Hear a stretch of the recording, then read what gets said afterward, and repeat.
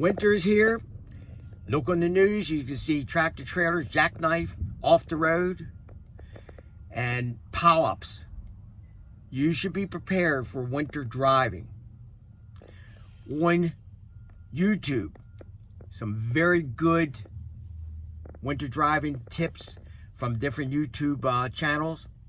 Type in CDL winter driving tips and you'll see the channels come up, and there's some very darn good ones. One is ET Transport that has 10 tips for winter driving. I think that's probably one of the best ones out there. Smart Trucking, Trucking Life with Sean, CDL Shorty with his snow chains, how to put them on. So let's go with that. Number one, know how to put your snow chains on before it snows, not after it snows. Number two, hopefully during your CDL training, the classroom, your instructor, your teacher went over winter driving tips. That is a part of one of the theories for the entry-level driver training program. If they didn't discuss it, that I have no idea why they didn't discuss it, because that's part of the training, your training. Okay, number three, don't skip or rush through your pre-trip. Just because a snowstorm might be coming up and you feel you got to hurry up and get out of the yard, you have to do a good pre-trip. Is the coolant level where it should be? Is the wiper blades not damaged? So you're going to check over your vehicle. Make sure it's proper. Don't rush through a pre-trip. Number four, let's go over those wiper blades, more about it. So I drove from Baltimore to Pittsburgh. Most of the tractors in Baltimore had the cheap wiper blades. In Pittsburgh, they had the winter. They had the better quality because they drove more in ice and snow up in that part of the United States.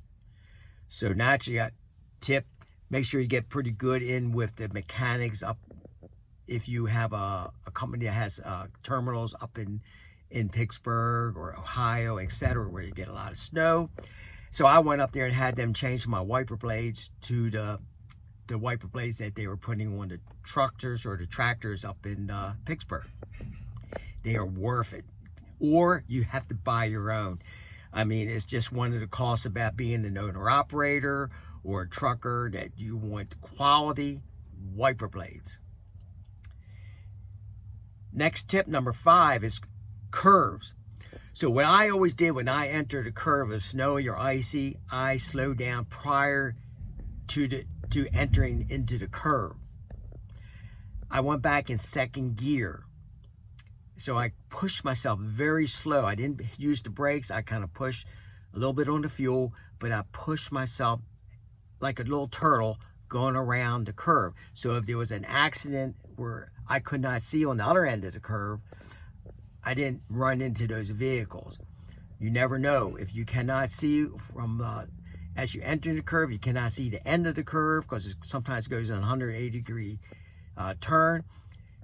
Go slow. Now, I just said in second gear. This is another situation. All the times that I have driven through ice, snow, in bad conditions, I was in a manual. Most trucks nowadays are automatics. So I cannot tell you from experience if automatics, how they handle in ice and snow. I prefer a manual. I feel more in control of the tractor, and I can get the right gear.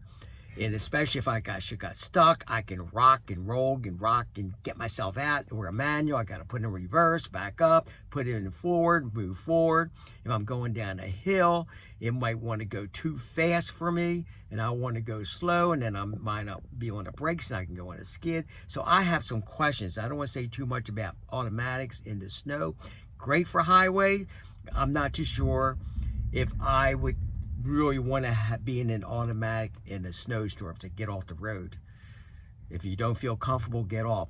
When I drove, I was very comfortable. I never was a nervous driver when it came to ice and snow.